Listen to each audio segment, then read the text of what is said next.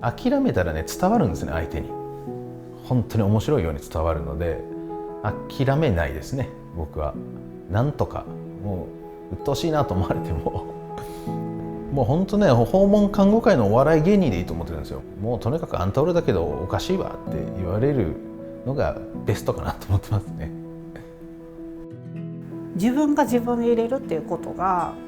この会社の強みというか、どうしてもやはり大きな病院であったり逆に小さな事業所であったりすると何に集中してやればいいかっていうところにきっとみんな右往左往するのかなと思うので、そこですかね。ルールでガチガチに固めるってできると思うんです。その幅を取っ払ってくれたっていうところが本当に僕たちにとってはありがたいところですよね。スタッフがのびのびできるから利用者さんものびのび過ごしてもらえる、っていうところに、最終的にはつながっていくとは思います。いろんな視点を持った職員さんにぜひ入ってきてほしいですね。看護師なんで看護をするなんて当たり前じゃないですか。できて当たり前なんですよ。職種の域を超えて何か還元できるような職員さん入ってきてもらったらなと思ってますけどね。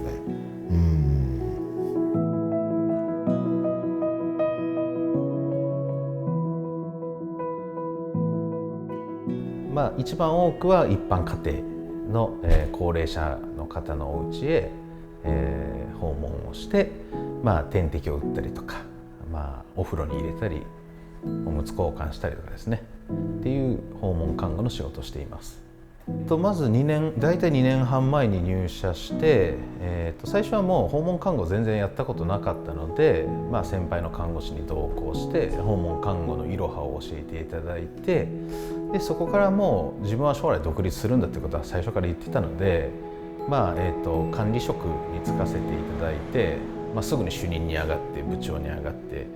で今役員の常務になりましたけど、シフトを組んでみたり、契約に行ってみたり、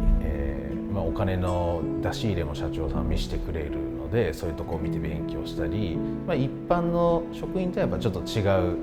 ような動きも見せていただいて準備をしていたという感じになりますね。思いやりがあってユーモアがある人がいいですね。お笑いのセンスがある人がいいと思ってます。技術って身につくんですよ、やってれば。ただ相手を自分のことに巻き込んで笑顔にできるっていうのは一番難しいことだと思ってるんで、それが自然とできる人と働きたいなと思ってます。やっぱり病気で病院も継いでできない、余命宣告されたと、笑えないですよね、普通は。で僕も最大のテーマなんですけど、どうやってそういう人を笑わすかと、安心だと思うんですよ。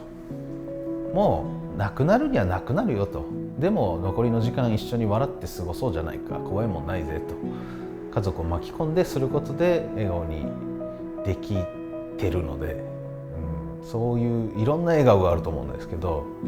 そういう笑顔も大事にしてます。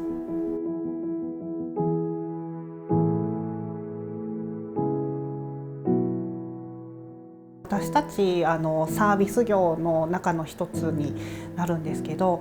病院にいると患者様って言われる方がご利用者様、利用していただく方、お客さんっていうところになります。サービスって全然形に見えてはいどうぞっていうことができない中、そこに白百合ケアだからこそできるっていうサービスは何なのかっていうところの分かりやすい提唱であったり、それをこなすためにじゃあ私たちスタッフたちがどういうふうなことをすればいいかなっていうところを分かりやすく伝えるための今現在マニュアル作りが私の日中の仕事になってます。ここに就職させていただいたのは看護師っていう役割で来て、たくさんのスタッフに恵まれることで私が集中してそういった役割に向き合うことができてる。そこからやはり私がきちっと経営者の思いであったり運営者としての責任者としての思いを伝えること、形に見える、いわゆるマニュアルみたいなものがないといけないかなって。ピンチをチャンスに変えながらプラン B だからこそ次の手を打って進んでいきたいねっていうことを幹部の役員とよく話はしてます。どの部門から入ったとしてもこの会社でこういう働き方があるんだ、こういう職種があるんだ、こういう人との携わり方がいろんな部門であるんだっていうふうに自身で気づいて自らこうしようって思った時に自社の中でいろんな仕事を手掛けることができるということがうちの会社の魅力かなっていうふうに思います。転々と転職しなくても自らの魅力を発揮できる会社がうちの醍醐味かなっていうふうに今思います。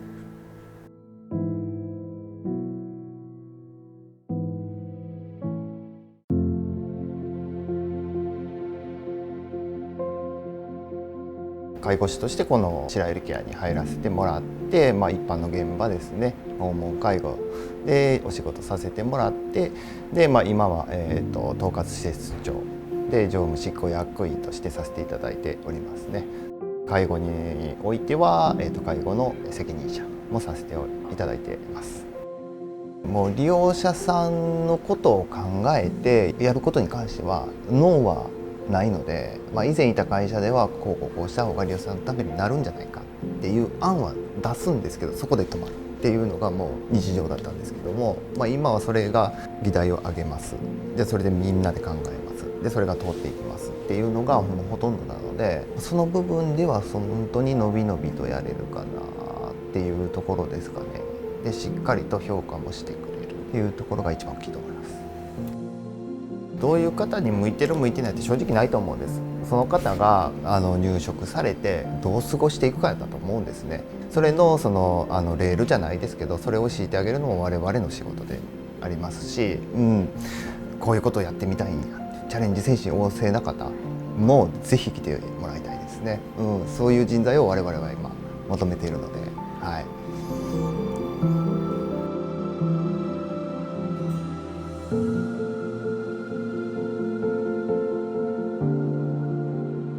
職種が看護師ですので、入居を抱えている施設ですね、こちらの方と向こうの施設の方に、44床のご利用者様入居されておりますので、そちらの方で医療分野を担当させていただいております。でまた入居中のご利用者様のリクエストにお応えするべくお食事の方も作ってで提供させていただいております。総合病院の方で16年看護師として勤務してて、その後は特別養護老人ホームの最初調理師で入ったんですけども、最終的には施設長になることになりまして、施設長の経験もしながら、そこで施設長の経験があったからこそこういった介護施設での医療以外の目で利用者さんを見ることができてるんじゃないかなっていうところは思っております。でその後こちらに入って今2年半ですかね、になりますね。医食同源っていう言葉があるんですけど、やっぱ食べることっていうのは生きることですし、食べることによって、食べ終わったらまた次の食事が出てくる。生きてないと食べれないですよね。なのでそこが僕の中で大事なのかなと思ってます。どうしても食の部分って軽視されがちなので、そこの部分を働く上でどこかで改善できたらなっていうところを面接の時にお話ししたんですけども、もうその一つが給食会社の設立じゃないかなと思ってます。もう今本当に実現に向けて話動いてますし、僕の中で個人的にはもう田んぼっていうか米作りからしたいかなぐらいまで思ってます。正直本当に後継ぎに困ってる農家さんのお手伝いをしたりとかできたらなと思ってますけどね。それ夢ですねそれの足がかりとして給食会社っていうのも失礼な話ですけど、そこからいろいろまた見えてくるものがあると思うんで、どういうタイプの人間でも同じように話を聞いてくれるっていうところなんですかねが一番僕のは社長を見ててすごい尊敬するところというか、やっぱリーダーはそうあるべきなんだなって思いますし、自分自身もそう言ってしてますね。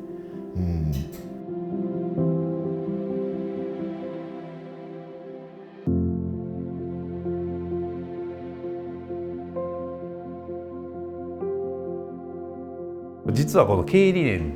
はですね、私が実は利用者の立場だったんですね。利用者側でサービスを使ってて、非常に不憫な思いをした、